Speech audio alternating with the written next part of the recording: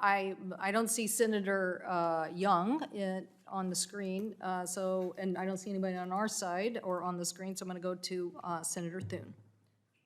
Thank you, Madam Chair. Secretary Buttigieg, I appreciate that the department has specifically committed to investing discretionary funding in rural areas consistent with congressional directives. However, I am concerned that pending regulatory matters, the department are not adequately considering rural states.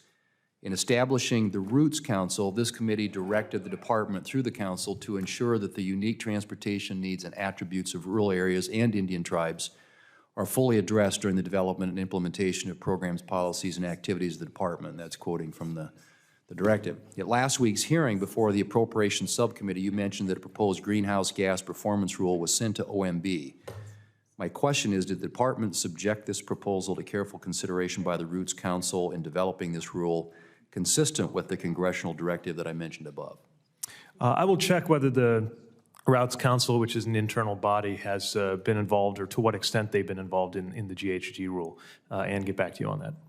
Well, if you would, I mean, I think that unique needs and attributes of rural areas, things like population density, need to be adequately addressed in the rule. And as you know, measures to reduce emissions in urban areas, such as increased public transit, are generally not viable in rural areas. So I would ask that if this particular review was not done by the Roots Council, that the rule be withdrawn from OMB and that review be undertaken. Is that something you can commit to ensuring that input from the Roots Council will be incorporated into the proposed rule? I don't know that I could commit to withdrawing it from the OMB process, but I certainly will commit that this rule and any rule will consider the interests and needs of lower density rural and tribal communities. Back to AVs, you just got a question on that. As you know, it's something I've worked over the past several years to try and action, and that is to enact automated vehicles legislation, which I do believe is the key to ensuring that AVs are tested and deployed under a safe and consistent regulatory framework. And I remain committed to advancing this critical emerging technology. But in the absence of legislation, I believe it's essential for the department to establish a framework for the testing and deployment of AVs. Measures such as granting exemption petitions or updating relevant regulations are crucial to modernizing vehicle safety standards and gathering relevant safety data to ensure that the U.S. maintains its leadership in this important technology. Will the department continue to support AV testing and demonstration initiatives to ensure that the United States does not fall behind in testing and deploying this critical safety technology?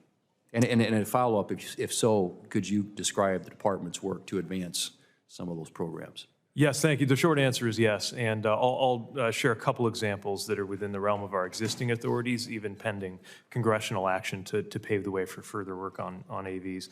One is that NHTSA has the authority under Section 555 to allow the deployment of vehicles that would be exempt from safety standards as long as an operator can show that it would lead to an equivalent level of safety. There's a cap on that, 2,500 vehicles per year for 2 years. And they can be extended to. One exemption so far has been granted to a company called Neuro. We do have additional petitions for exemption and are moving to try to address those promptly.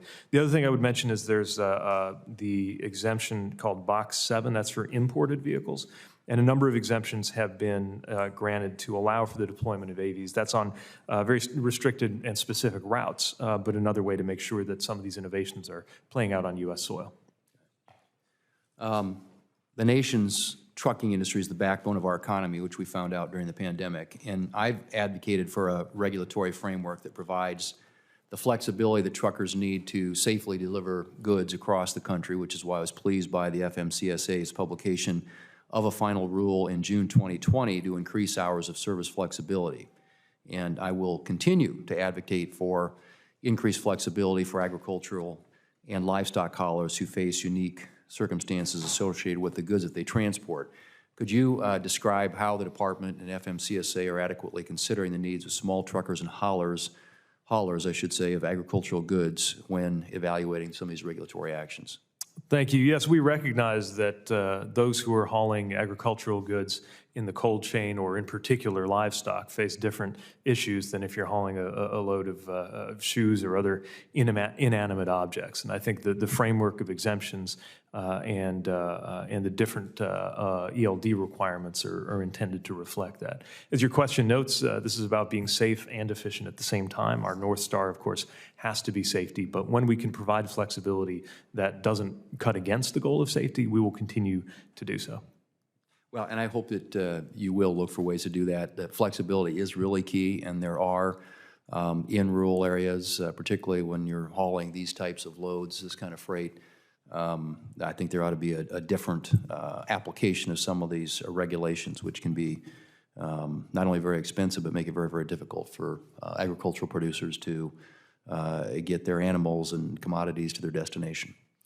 Thank you, Madam Chair. Mr. Chair, sorry.